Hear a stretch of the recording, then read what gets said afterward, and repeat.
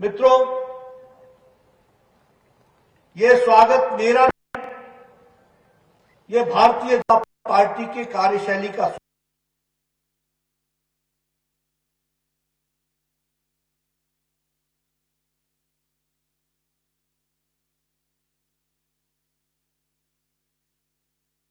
नीतियों का, कार्यक्रम का और उनके द्वारा चलाए जा रहे राजनीतिक दृष्टि से देश के परिदृश्य में किए जा रहे कार्यों का स्वागत है।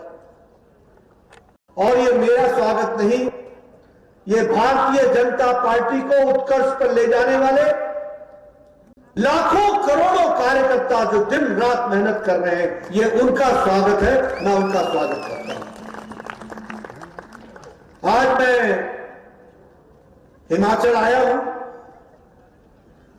ये वीर भूमि है, वीरों की भूमि है, ये देव भूमि है, देवी देवताओं की भूमि है। जिस पहाड़ पर देखे कोई न कोई देवी देवता विराजमान है। ऐसी वीर भूमि को और देवियों की भूमि को, देवताओं की भूमि को मैं नमन करता हूं और उनसे आशीर्वाद लेकर के अपनी बात को प्रारंभ करता हूं। आज जब हम चुनाव की दृष्टि से हमारे पूर्व वक्ताओं ने जो सारी चर्चाएं की हैं, उसमें विशेष करके आपने इस बात का उल्लेख किया कि हाल ही के चुनाव में भारतीय जनता पार्टी को प्रचंड जीत मिली और 4 राज्यों में हम फिर से स्थापित हुए। यहां मैं आप सबके माध्यम से आदरणीय मोदी जी को धन्यवाद देना चाहता हूं, आप सबकी ओर से, कि उनके बताए नीतियों को, उनके बताए कार्यक्रम को, उनके द्वारा गरीब, वंचित, पीड़ित, शोषित, दलित समाज के अंतिम पायदान पर खड़ा व्यक्ति, जिसके नाम पर लोग राजनीति करते थे लेकिन उनके आंसुओं को पोंछने का काम नहीं करते थे, ये मोदी जी ने उन गरीबों की चिंता की, उन दलितों की चिंता की, उन जो समाज के अंतिम पायदान पर खड़े व्यक्ति थी उनको चिंता की और उनको मुख्य धारा में शामिल करने का जो काम किया, उसको इस चुनाव में उत्तर प्रदेश की जनता ने, गोवा की जनता ने, मणिपुर की जनता ने, उत्तराखंड की जनता ने मुहर लगा करके विजय हासिल कराई। ये हमको ध्यान में रखना चाहिए। इस चुनाव में बहुत सी चीजें प्रथम बार हुई हैं, बहुत सी चीजें प्रथम बार। उत्तर प्रदेश में प्रथम बार किसी की सरकार 38 साल बाद दोबारा रिपीट हुई। उत्तर प्रदेश में प्रथम बार कोई मुख्यमंत्री 5 साल पूरे करके दोबारा शपथ लिया है, तो यह उत्तर प्रदेश की धरती पर हुआ है।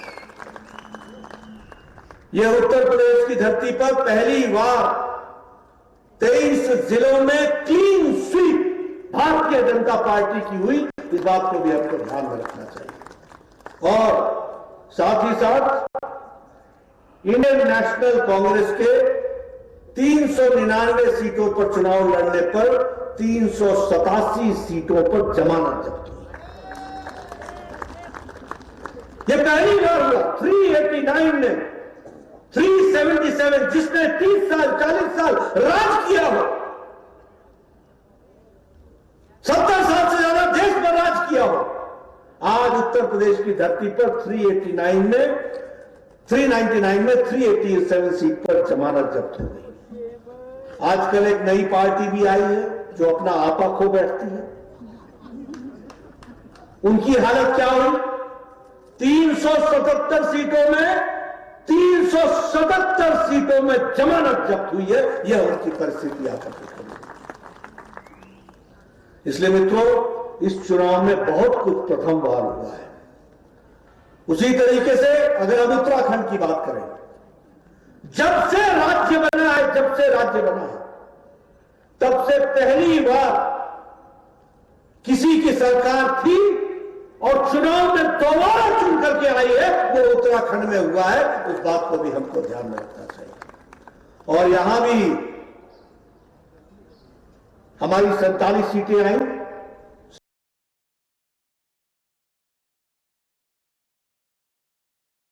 70 में, लेकिन सबसे चौंकाने जमानत जब्त हुई। यह ध्यान रखना चाहिए। अगर हम मणिपुर की बात करें तो नॉर्थ ईस्ट में मणिपुर जाना जाता था बंद के लिए, ब्लॉकेड के लिए, स्ट्राइक के लिए, इंसर्जेंसी के लिए। पिछले 5 साल में मणिपुर जाना जाता है शांति के लिए, पीस के लिए, विकास के लिए, प्रॉस्पेरिटी के लिए, डेवलपमेंट के लिए, विकास के लिए। और इंसर्जेंसी समाप्त होकर के मुख्य धारा में शामिल होने का काम। और पहली बार नॉर्थ ईस्ट में, मणिपुर में विशुद्ध भारतीय जनता पार्टी की सरकार आई। और अगर हम गोवा की बात करें तो गोवा में भी हमें मेजॉरिटी तो मिली, लेकिन मिलने के साथ साथ वहां भी भारतीय जनता पार्टी ने पहली बार, तीसरी बार सरकार बनाई, हैट्रिक बनाया है। यह परिस्थिति आकर के खड़ी हुई। इसलिए मित्रों, यह चुनाव बहुत हमको उत्साहित भी करते हैं और नतीजे भी बताते हैं। लेकिन जैसे मैंने कहा कि ये मोदी जी की नीतियों को, मोदी जी के कार्यक्रमों को, मोदी जी के द्वारा चलाए जा रहे गरीब, वंचित, पीड़ित, शोषित, उनको जो मुख्य धारा में महिलाओं को लाने का कार्यक्रम किया है, उस पर भारत की जनता ने और प्रदेशों की जनता ने मुहर लगाई है। इस बात को हमको याद रखना चाहिए। और इसलिए हम कहते हैं, उत्तर प्रदेश में, उत्तराखंड में, मणिपुर में, गोवा में सरकार हमारी है। और अब हिमाचल और गुजरात की बारी है। हमको उस ओर बढ़ना है, हमको उस ओर जाना है, और उस ओर जाने के लिए हमको तैयारी करनी है। जिस तरीके से पिछले 5 सालों में काम हुआ है, उस काम को हमको याद रखते हुए और लोगों को बताते हुए जनता के बीच में जाकर के सारी बातों को रखना है। आज जब मैं यहां पर इस बात की चर्चा करता हूं तो मुझे खुशी होती है, और मैं एक पहाड़ी स्वभाव का को शाबाशी भी देता हूं तो उससे दुखी भी होता हूं, शाबाशी इसलिए देता हूं कि पहाड़ी समाज, हमारे पहाड़ के लोग बड़े संतुष्ट रहने वाले लोग, शांति में रहने वाले लोग, आत्मसंतुष्टि में रहते हैं। ये बहुत अच्छी बात है। लेकिन इसके साथ साथ जो हम अच्छा काम करते हैं, उस काम को लोगों तक बताने का काम, इसमें हम कंजूसी क्यों करते हैं? ये मेरा कई बार टीस भी आती है, कई बार दिक्कत भी आती है, कई बार लोगों को बताना भी पड़ता है। मैं जानता हूं आप लोग, बहुत से लोग ये नहीं जानते होंगे कि 5 साल के अंदर हिमाचल प्रदेश अब एक तरीके से कहा जाए तो एग्रीकल्चर की दृष्टि से, एग्रीकल्चर प्रोडक्ट्स का, और जिसको कहते हैं एडिशनल वैल्यू के साथ, वैल्यू एडिशन के साथ खड़ा होने वाला एक हब के रूप में हिमाचल प्रदेश खड़ा हो रहा है। इस बात को हमको याद रखना चाहिए। आपको जानकर के खुशी होगी कि आज अगर फूड पार्क की बात करें तो लगभग 9 फूड पार्क 5 साल के अंदर मल्टीनेशनल कंपनीज के इस हिमाचल प्रदेश में स्थापित हुए। 9। यह हमको ध्यान में रखना चाहिए कि किस तरीके से विकास की दृष्टि से काम चल रहा है। हिमाचल प्रदेश आज फार्मा का हब बना हुआ है।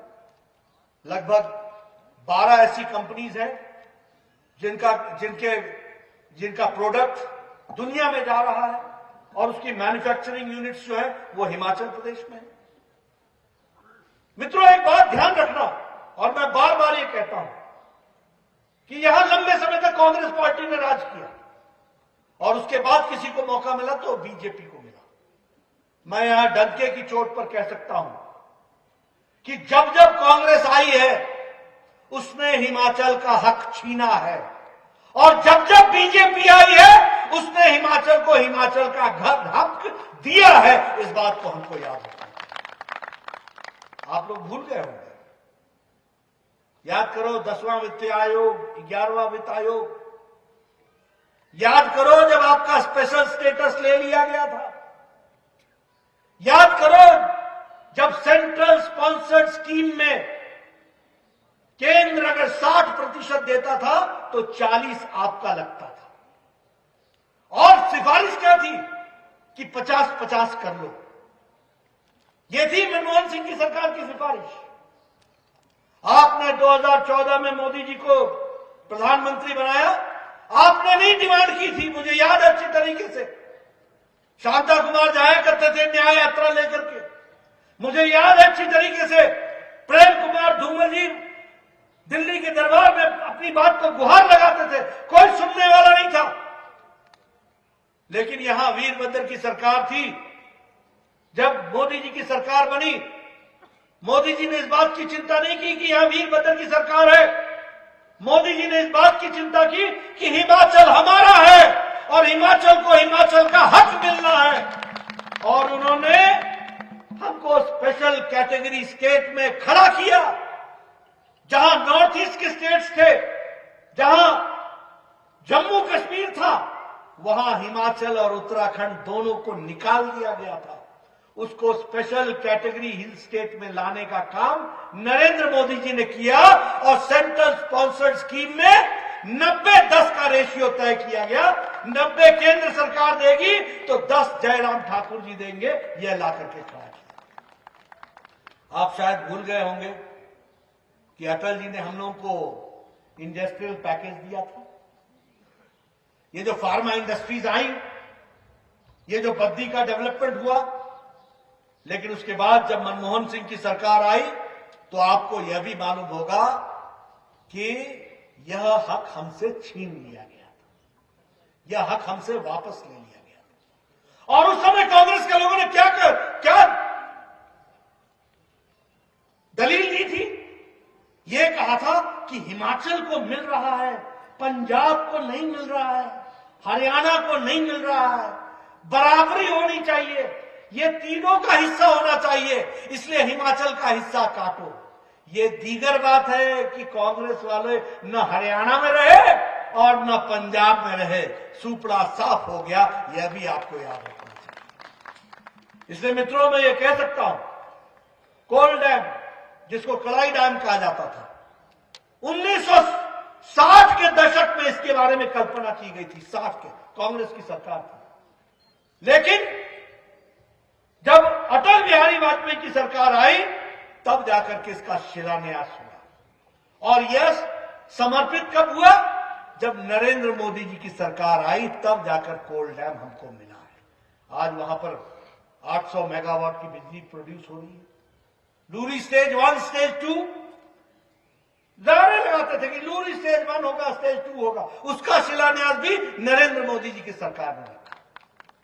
आप याद कीजिए अटल टनल, अटल बिहारी वाजपेयी जी ने 2004 में इसका शिलान्यास किया था। 2004 में और नहीं 2002 में इसका शिलान्यास किया था। और 2020 में शायद सितंबर का महीना था जब मोदी जी ने आकर के इसका उद्घाटन किया।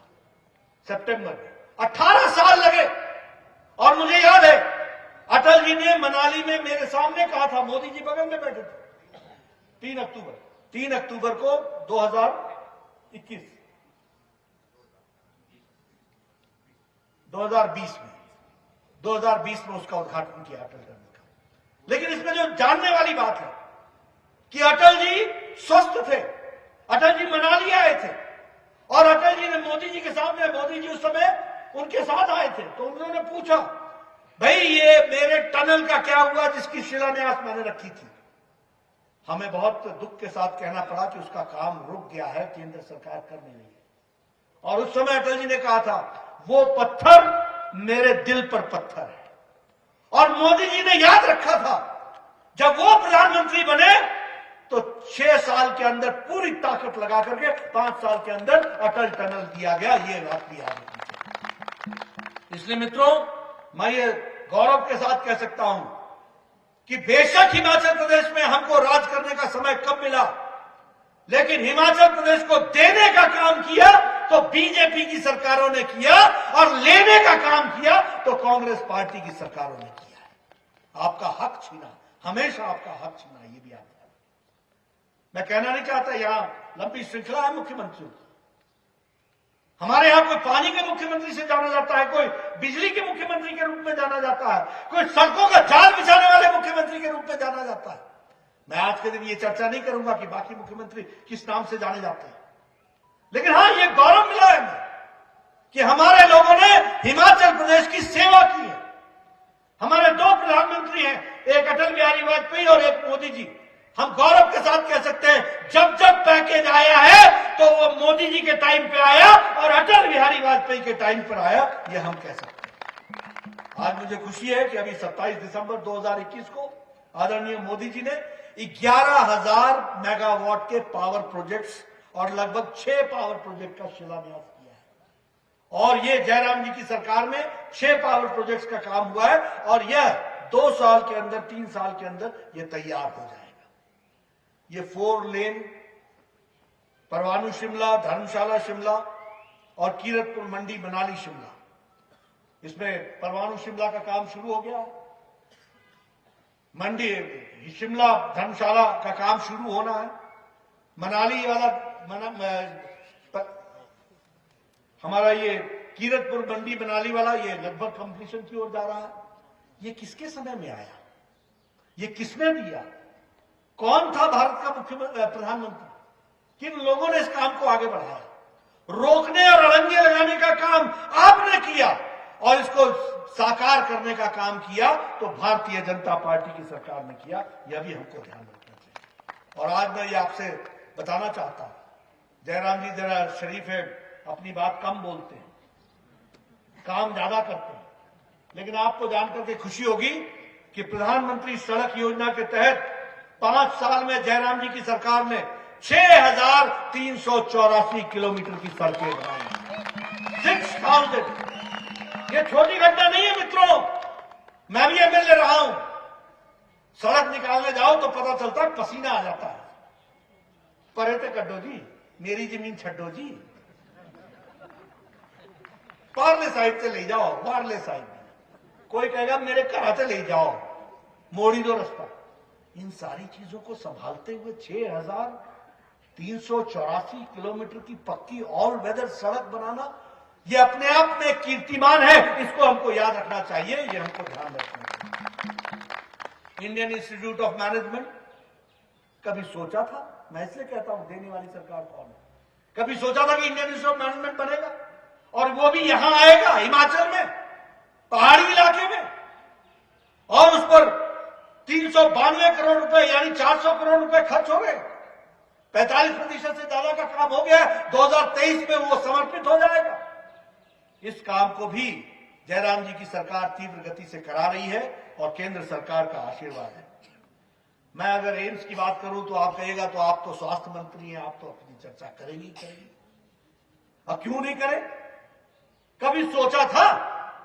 एक तरफ अगर 24 करोड़ की जनसंख्या उत्तर प्रदेश की है, उसको 2 एम्स मिलते हैं, तो यहां 70 लाख की जनसंख्या को एक all India institute of medical sciences मिलता है। क्यों नहीं चर्चा करें? 1400 करोड़ रुपए खर्च हो 3 साल के अंदर। कोरोना आया, इसके बावजूद हम टाइमलाइन के अंदर इसी साल 2022 में आदरणीय प्रधानमंत्री मोदी जी के द्वारा समर्पित करेंगे हिमाचल की जनता को। यह हम गौरव के साथ बोलना चाहते हैं। क्या फर्क नहीं पड़ा है? क्या भारतीय जनता पार्टी की सरकारों ने जमीन पर काम नहीं किया है?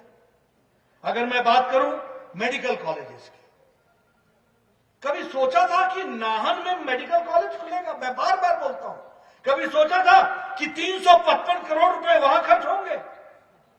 और कभी सोचा था कि हमीरपुर में मेडिकल कॉलेज खुलेगा और वहां भी लगभग 355 करोड़ रुपए खर्च होंगे? कभी हमने सोचा था कि दूर दराज इलाके में चंबा में मेडिकल कॉलेज खुलेगा और वहां भी 319 करोड़ रुपए खर्च होंगे। मित्रों, ये काम करने वाले पार्टी की शक्ल ही कुछ और होती है और सरकारों का काम करने का तरीका ही कुछ और होता है। एक नहीं अनेकों काम किए हैं और इसलिए जब हम जाते हैं तो हम कहते हैं कि हम गौरव के साथ कहते हैं कि काम किया है, रिपोर्ट कार्ड लेकर के जनता के बीच में जाएंगे, छाती ठोक करके जाएंगे। ये बात भी हम आपको सामने कहना चाहते हैं। आप बताइए, मैं स्वास्थ्य मंत्री रहा हूं, हिमाचल प्रदेश का भी स्वास्थ्य मंत्री रहा हूं, मुझे मालूम है। मैं सलाम करता हूं स्वास्थ्य कर्मियों को हिमाचल प्रदेश के। आपको जानकर के खुशी होगी कि हिमाचल प्रदेश ने वैक्सीनेशन में जयराम ठाकुर के नेतृत्व में दोनों डोज में नंबर 1 पर आकर के खड़ा हुआ है।